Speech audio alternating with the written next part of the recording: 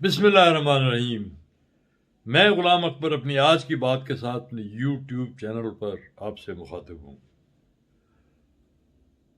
گزشتہ روز کا جلسہ ہو گیا، بڑا شور تھا، پی ڈی ایم کا جلسہ۔ 13 دسمبر کی تاریخ دی تھی مریم صاحبہ نے، یوم حساب ہوگا عمران خان کا۔ یہی تاریخ مولانا فضل الرحمان نے دی تھی، وہ تو چونکہ عالم دین بھی کہلاتے ہیں، اس لیے ان کا کہا ہوا زیادہ مصدقہ ہے۔ انہوں نے بھی کہا تھا کہ یوم حساب ہوگا عمران خان کا۔ دیکھیں قدرت نے کیا فیصلہ دیا، یہ یوم حساب ہو گیا پی ڈی ایم کا۔ نکلا چوہا کھودا پہاڑ، الٹا میں نے محاورہ، آپ یوں کہیں کھودا پہاڑ نکلا چوہا، لیکن نکلا چوہا کھودا پہاڑ زیادہ مناسب ہے۔ یہ بھی کہوں گا بلی نو خواب چھچڑے، یہ میں مریم صاحبہ کی ریفرنس سے یہ کہہ رہا ہوں۔ انہوں نے وزارت عظمیٰ کا خواب، وہ تو وزیر اعظم بن چکی تھی اور وہ اعلان کرنے والی تھی کہ میں پاکستان کی ان آفیشیل وزیر اعظم ہوں اور اس کے بعد آفیشیل بھی ہو جاؤں۔ قدرت کے فیصلے بھی بڑے عجیب ہوتے ہیں، یہ بڑے بے رحم بھی ہوتے ہیں۔ یعنی قدرت جو ہے نا، وہ کبھی بھی غلطیوں کو معاف نہیں کرتی۔ یہ انہوں نے بہت اوور ایکٹ کیا۔ ان کا خیال تھا، یہ پی ڈی ایم کا، کہ چونکہ ملک میں مہنگائی ہے، مہنگائی کے اسباب سب کو معلوم ہے، مہنگائی کوئی کسی حکومت کی یا کسی پالیسی کا حکومت کی کا نتیجہ نہیں ہے۔ یہ مہنگائی، یہ آپ یوں کہیے کہ یہ فال آؤٹ ہے ان فیصلوں کا، ان پالیسیوں کا، ان اعمال کا جو ورثے میں ملے عمران خان کو۔ یہ بات کئی دفعہ کہی جا چکی ہے۔ مجھے اپنے اینکرز کی باتیں سننے کا اتفاق ہوتا رہتا ہے، وہ اکثر یہ کہتے ہیں کہ یہ کب تک یہ رونا روئیں گے آپ کہ جی ہمیں لٹی پٹی ایک اجڑی ہوئی اکانومی ملی تھی، پاکستان دیوالیہ ہو رہا تھا جب ہم نے اقتدار سنبھالا، یہ کب تک رونا روئیں گے؟ میں ان سے پوچھتا ہوں کہ اگر سچ بار بار کہا جائے تو کیا وہ اپنی حیثیت کھو بیٹھتا ہے؟ یہ ہمیں بار بار بتانا ہوگا، ہمیں بار بار یاد کرانا ہوگا لوگوں کو کہ یہ جو کچھ ہے یہ اوور نائٹ کام واقعی نہیں تھا۔ عمران خان نے اپنا ایجنڈا دیا تھا کہ میں یہ کروں گا۔ انہوں نے بہت ایک روشن مستقبل کی نشاندہی کی تھی، نئے پاکستان کے بڑا خوبصورت نقشہ کھینچا تھا۔ درست ہے، الیکشنز میں ایسا ہی ہوتا ہے، لیکن انہوں نے یہ نہیں کہا تھا کہ میرے پاس کوئی ایسا طلسمی جادو ہے، طلسمی ہوتا ہے، میرے پاس کوئی جادو کی چھڑی ہے، طلسمی وینڈ ہے جس سے میں چھو منتر کہوں گا اور سب کچھ ٹھیک ہو جائے گا۔ ایسا اس نے کبھی نہیں کہا تھا۔ انہوں نے آتے ہی 3 ٹاسک جو تھے نا، پہلے انہوں نے پن پوائنٹ کیے۔ پہلا تھا کہ پاکستان کو ڈیفالٹ سے روکنا، ڈیفالٹ ہو رہا تھا، سب کو نظر آ رہا تھا، جسے دیوالیہ کہتے ہیں، بینکرپسی کا اعلان، جس کے بعد آپ کی ایل سی نہیں کھلتی، آپ کو ادھار نہیں ملتا دنیا کسی مارکیٹ سے۔ پہلا ٹاسک یہ تھا، اس کو انہوں نے بڑی خوش طبعی سے بھاگ دوڑ کر کے پورا کیا۔ آسمان سے نہیں کہیں گرے پیسے، انہوں نے پیسے اسی دنیا سے، ہو سکتا ہے کہ بھیک مانگ کر لیے ہوں۔ بھیک مانگنا بھی کوئی بری بات نہیں ہے اگر آپ کسی نیکی کے لیے مانگ رہے ہیں۔ پاکستان کو بچانا، اس سے بڑی کیا نیکی ہو سکتی تھی؟ اب الزام لگاتے ہیں نا بھیک، مطلب بھیک مانگنا، اگر اپنے ملک کی بقا کے لیے آپ کو بھیک مانگنی پڑے تو مانگنی چاہیے، اسے لوٹنا نہیں چاہیے اپنے ملک کو، اس کو دیوالیہ نہیں کرنا چاہیے۔ یہ 2 مختلف قسم کی سٹیٹس ہیں۔ بہرحال کامیاب ہوئے اس میں۔ دوسرا ٹاسک کا یہ تھا کہ یہ جو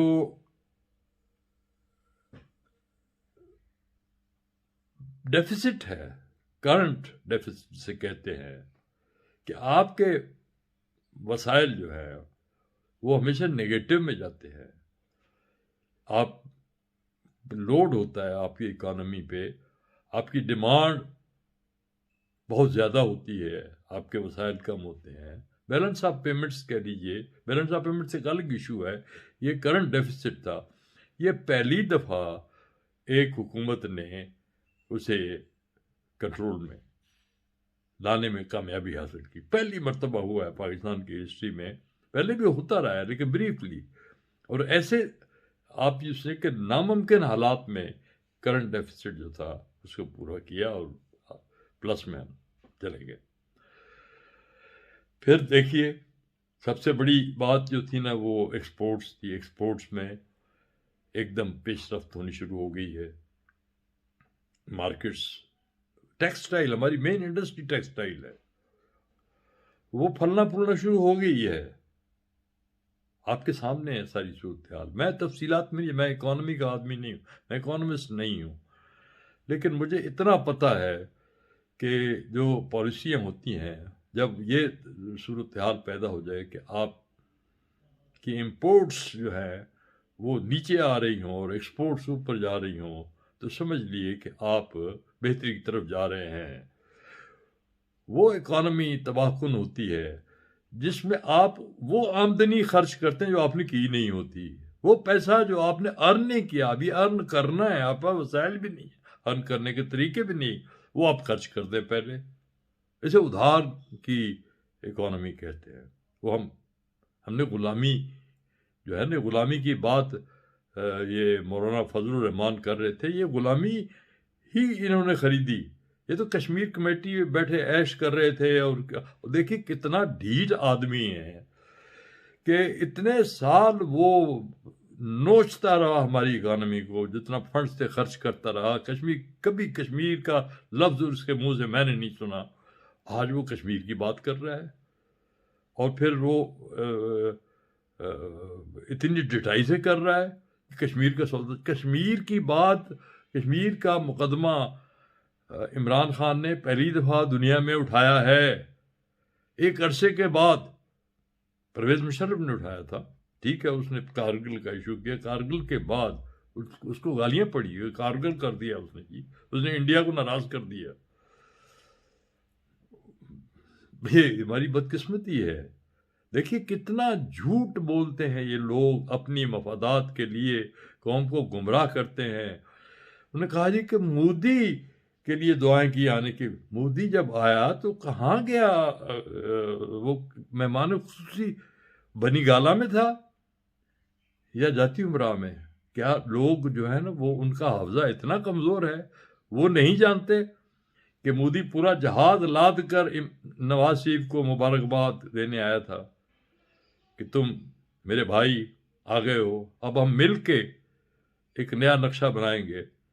نواز شریف تو بہت پہلے کہہ چکا تھا، کئی دفعہ کہہ چکا تھا. اس نے تو اس کے ویڈیوز موجود ہیں، کلپس موجود ہیں کہ یہ لائن جو ہے یہ مصنوعی ہے، یہ اس لائن سے ہمارا کلچر نہیں ہے. آپ بھی وہی کھاتے ہیں جو ہم کھاتے ہیں، آپ کا کلچر بھی وہی جو ہمارا ہے. کیا ہوا اگر یہ بات انہوں نے کہی نہیں، لیکن وہ کہنا یہ چاہتے تھے کہ اسلام اور ہندوازم میں کیا فرق ہے. یہ بدقسمتی سے ایک آدمی جب اقتدار میں، نواز شریف کا ڈریم تھا شروع سے، میں جانتا ہوں اس بات کو کہ وہ ٹاٹا، برلا اور امبانی اور متل ان کے برابر جانا چاہتا تھا. کسی طریقے سے میرا بھی شمار ان لوگوں میں ہو. جائنٹس، جندال کے ساتھ اس نے اس لیے پارٹنرشپ کی. جندال ذرا ان میں سے سب سے کمزور پارٹی ہے. یہ بھی ایک بڑی انڈسٹریز کا گروپ ہے، بہت بڑی طاقت ہے جندال بھی، لیکن یہ ان لوگوں سے بہت پیچھے ہے. متال سے، امبانی سے، ٹاٹا، برلا، ریلائنس گروپ جو ہے نا، یہ سب آگے ہیں. نواز شریف کی خواہش تھی، میں ہمیشہ کہا کرتا ہوں کہ جو سرمایہ دار ہوتا ہے نا، جس کو سرمایہ سے محبت ہو، اس کا کوئی مذہب نہیں ہوتا، اس کا کوئی وطن نہیں ہوتا، وہ بریف کیس میں بلیو کرتا ہے، چیک دستخط کرے تو جہاں چاہے وہ کیش ہو جاتے ہیں.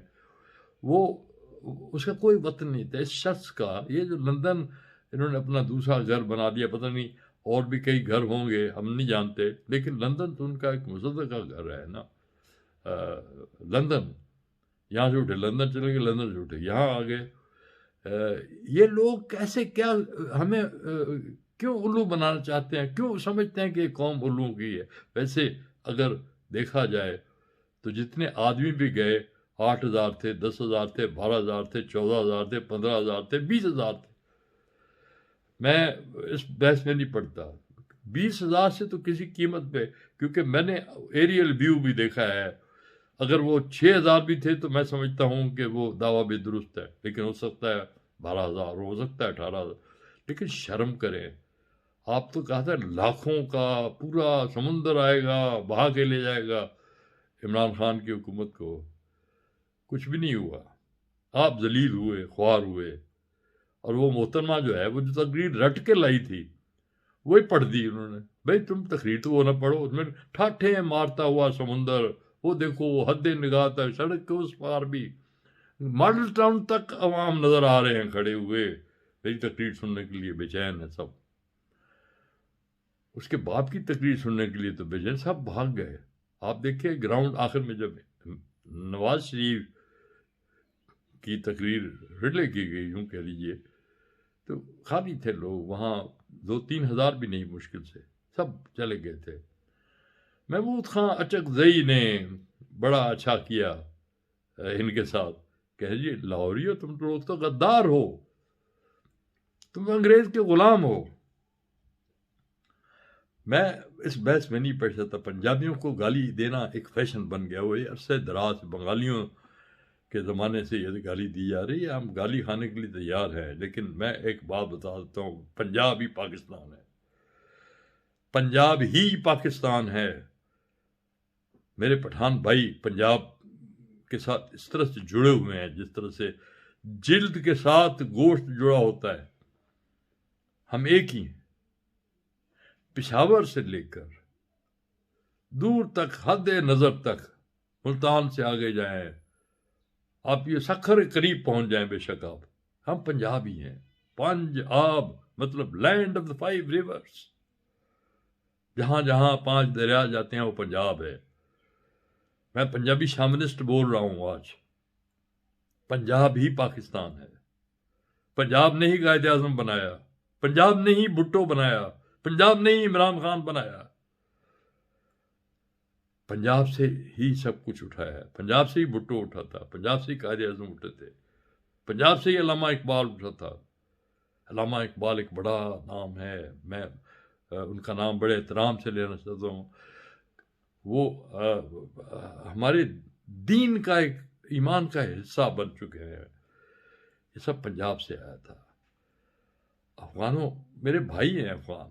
میں لفظ افغان جو ہے نا، میں ان کو یہ افغانستان کا نام لے رہے تھے نا، تو ان کو تو رنجیت سنگھ کو نہیں وہ شکست دے سکے. ایک سکھوں نے کیا کچھ نہیں کیا، کہاں تک لے گئے تھے اپنی بادشاہت.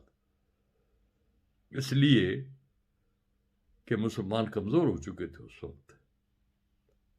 یہ انگریزوں کی سازش تھی. انگریز ہمیں ہمارے ہی سمجھ لیے کہ ہاتھوں ہمیں ذلیل کرنا چاہتے ہیں. انہوں نے کر دیا، کر کے دکھا دیا. یہ جو 1801 ہے یہ 1787 کے بعد ہوا ہے، 82 کے بعد ہوا ہے. یہ میسور کے بعد ہوا ہے. یہ ہمیں سزا دی گئی، انگریزوں نے سزا دی تھی. درست ہے یہ، لیکن انگریزوں نے آپ کو بھی تو ماشاء اللہ ٹھیک ہے آپ کہتے ہیں افغان ہمارے بھائی ہیں، لیکن آپ نے سکھوں کو شکست دینے میں ناکامی کے سوا کچھ نہیں دیکھا. آپ سکھوں کو نہیں ہرا سکے. محمود خان اچک زئی تم مسلمانوں کو کیا مقابلہ کرو گے؟ تم ایک بے دین شخص ہو. تم نے اہل لاہور کو گالی دی ہے. لاہور اب وہ لاہور نہیں ہے. اب لاہور وہ ہے جو کسی زمانے میں ہوا کرتا تھا. آج سے 1000 سال پہلے یہی لاہور تھا. یہی داتا گنج بخش آئے تھے. یہ لاہور محمود غوری کے زمانے کا لاہور ہے. قطب الدین ایبک کے زمانے کا لاہور ہے. لاہور اب وہ نہیں ہے جو آپ سمجھتے تھے. تو عمران خان کو میں مبارکباد پیش کرتا ہوں. انہوں نے سچ کہا تھا, ٹھیک کہا تھا. میں خود جانتا تھا کہ ایسا ہی ہے. یہ لوگ اس لیے نہیں اٹھے کہ مہنگائی ہے, وہ عمران خان کو ہٹانا چاہتے ہیں, اس سے فائدہ ہو کر لے کر. انہیں اصل میں شبہ ہو گیا تھا کہ عمران خان اب کامیابی کے زینے بڑی تیزی سے طے کر رہا ہے, اوپر جا رہا ہے. عمران خان کا گراف اوپر جا رہا ہے, یہ جانتے ہیں. اب یہ جنوری فروری تک بات لے گئے ہیں. ان کی جنوری فروری کبھی نہیں آنی. بالآخر انہیں وہیں جانا ہے جہاں اللہ تعالیٰ نے ان کا مقام لکھا ہوا ہے. میں اسے جنک یارڈ آف ہسٹری کہتا ہوں. اس میں پھینک دیے جائیں گے. یہ ماضی کی علامتیں ہیں. ہمارا ماضی اب ہمیں اپنی آغوش میں واپس نہیں لے گا. اب ہم آگے جائیں گے انشاءاللہ. پاکستان آگے بڑھے گا. میں عمران خان زندہ باد کا نعرہ لگاتا ہوں. قائد اعظم زندہ باد, علامہ اقبال زندہ باد, پاکستان زندہ باد, اور عمران خان زندہ باد.